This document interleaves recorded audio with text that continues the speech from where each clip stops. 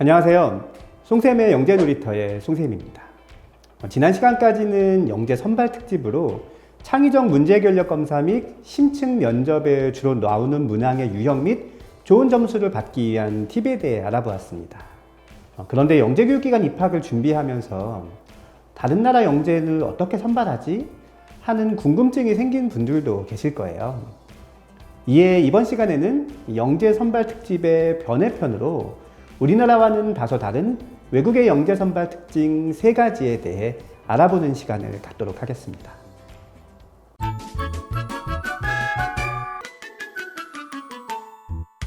본격적인 비교에 앞서 선발과 판별의 차이에 대한 이야기를 해보려고 하는데요. 영재 판별, 영재 선발. 비슷하면서도 다른 개념입니다. 선발은 기관에서 정의한 기준에 따라 정해진 인원의 대상자를 선별하는 것을 뜻하는 반면에 판별은 영재성의 정의에 기초하여 영재인지 아닌지를 선별하는 것을 뜻합니다. 예를 들어 볼까요? A 영재학급의 정원은 20명입니다. 이 학급에 21명이 응시하였다고 가정해 보겠습니다. 선발의 개념이라면 20등은 합격, 21등은 불합격입니다. 정해진 인원을 뽑는 것이니까요. 그러나 판별이라면 20명이라는 정원 자체가 무의미합니다. A 영재학급에서 영재의 기준을 100점 만점에 80점 이상이라고 정하면 80점을 넘은 모든 학생이 합격이 되는 것이죠. 그렇다면 우리나라의 경우는 어떠할까요? 정원이 이미 정해져 있으므로 판별보다는 선발에 가깝다고 할 수 있습니다. 모집 공고문에 영재 선발 계획이 아닌 영재교육 대상자 선발 계획이라 하는 이유도 판별이 아닌 선발을 하고 있기 때문이라 할 수 있겠습니다. 그렇다면 다른 나라의 경우는 어떠할까요? 미국이나 독일 같은 나라도 영재교육기관의 정원은 정해져 있습니다. 선발을 하는 것이지요. 하지만 이들은 판별도 병행합니다.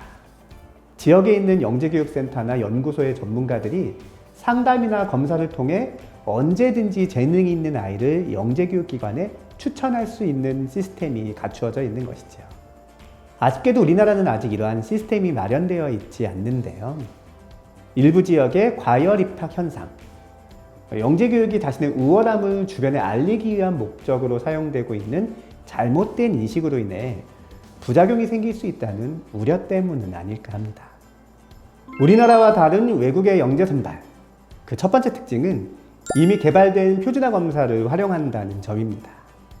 영재의 특성으로 많은 학자들이 공통적으로 인정하는 것이 바로 지능과 창의성인데요.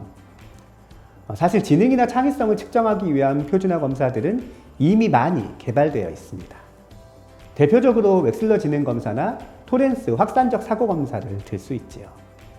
이에 미국이나 영국과 같은 나라에서는 이러한 표준화 검사 결과를 토대로 영재를 선발합니다. 다만 미국이나 영국은 선발의 방식이나 절차 등을 지역에서 자율적으로 정할 수 있기 때문에 모든 지역이 이러한 표준화 검사를 활용한다고 볼 수는 없겠습니다.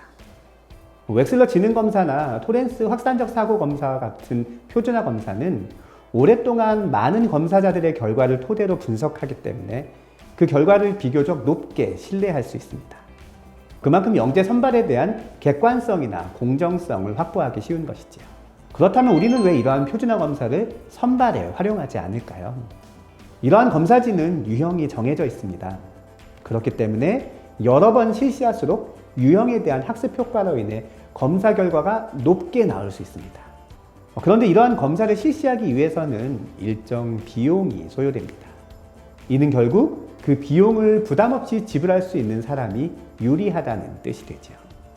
영재교육에서는 영재가 아닌 학생이 선발되는 것보다 영재임에도 선발되지 못하는 것을 더 심각한 문제로 보고 있습니다.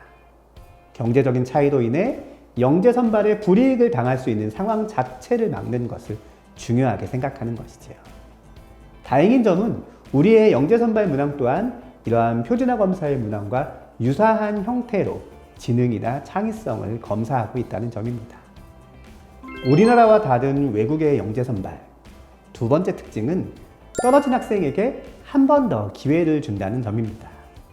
우리나라의 영재 선발은 크게 내년도 학생을 선발하는 12월의 정시 선발과 학교급이 바뀌는 중1과 고1, 그리고 정시 선발에서 미달인 기관의 인원을 충원하는 3월의 추가 선발, 이렇게 두 가지로 구분할 수 있습니다. 거의 모든 영재교육기관이 동시에 일정을 진행하기 때문에 한 번 떨어진 학생이 다시 응시하기는 물리적으로 불가능하죠. 그런데 떨어진 학생에게 다시 한번 기회를 주는 나라가 있습니다. 바로 이스라엘입니다. 이스라엘의 영재선발은 정기선발과 특별선발로 구분됩니다. 정기선발은 우리의 정시선발과 과정과 절차가 유사하죠.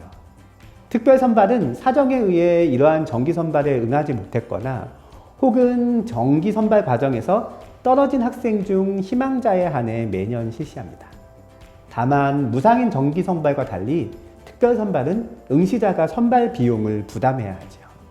그렇다면 우리는 왜 이러한 특별선발을 하지 않을까요? 우리나라의 영재교육기관은 응시자가 직접 지원하는 형식입니다. 기관마다 정환도 정해져 있어 떨어진 응시자에게 다시 기회를 주기 불가능한 구조라 할 수 있죠. 반면에 이스라엘은 학년 인원의 3%를 지역의 영재교육기관에 배정하는 형식입니다. 비율로 정하다 보니 지역에 따라 선발된 인원이 다를 수 있습니다. 정원을 정할 수 없는 구조라 떨어진 학생도 다시 도전할 수 있는 것이죠. 우리나라와 다른 외국의 영재선발, 그 세 번째 특징은 모든 학생들에게 검사를 실시한다입니다. 우리나라의 영재교육기관은 희망자에 한해 검사를 진행합니다. 물론 학부모나 교사의 관찰에 의해 영재성이 있다고 판단되는 학생을 추천하여 지원하는 경우도 있지만 그보다는 학부모나 학생 스스로 영재교육기관에 들어가고 싶어 원서를 넣으면 교사가 그 학생을 관찰하여 추천 여부를 결정하는 경우가 훨씬 많습니다. 그런데 우리와 달리 모든 학생을 대상으로 검사를 실시하는 나라들이 있습니다. 싱가포르는 초등학교 3학년 말에 전 학생을 대상으로 선발시험을 치르는데요. 총 2차에 걸친 검사를 통해 최종 1%를 영재교육 대상자로 최종 선발합니다.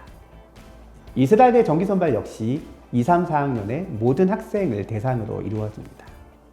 역시 2차에 걸쳐 이루어지는데요. 1차에서 상위 15%를 거둔 후 2차에서 다시 3%를 추려 1.5%까지는 일반 학교의 영재학급에 편성되어 주 1회 영재교육센터에서 수업을 받고 1.5에서 3%까지는 일반 학교의 방과 후 심화학습 프로그램에 참여하게 됩니다. 이렇게 대상학년 전체에게 검사를 실시하면 어떤 점이 좋을까요? 여러 가지 이유로 인해 영재성이 발현되지 못하는 경우를 미성취 영재라고 하는데 이렇게 전체 학생을 대상으로 검사를 실시하면 미성취 영재를 더욱 적극적으로 발굴할 수 있다는 장점이 있습니다. 하지만 영재 선발용 검사의 수준이 매우 높기 때문에 대부분의 학생들에게 불필요한 위화감이나 시험 스트레스를 줄 수 있다는 단점도 있습니다. 수월성보다는 보편성과 평등을 중요하게 여기는 우리나라의 교육 방향과는 맞지 않는 것이지요. 오늘은 다른 나라 영재 선발의 세 가지 특징에 대해 알아보았습니다. 보시면서 이러한 것은 우리나라의 영재 선발에도 도입했으면 좋겠다 싶기도 하셨을 텐데요. 그러기 위해서는 영재 교육이 우수한 학생을 뽑아 차별을 조장한다는 잘못된 인식이나 일부 지역의 입학 과열로 인해 생긴 영재 교육에 대한 부정적인 시각에 대한 변화가 선행되어야 하지 않을까 합니다.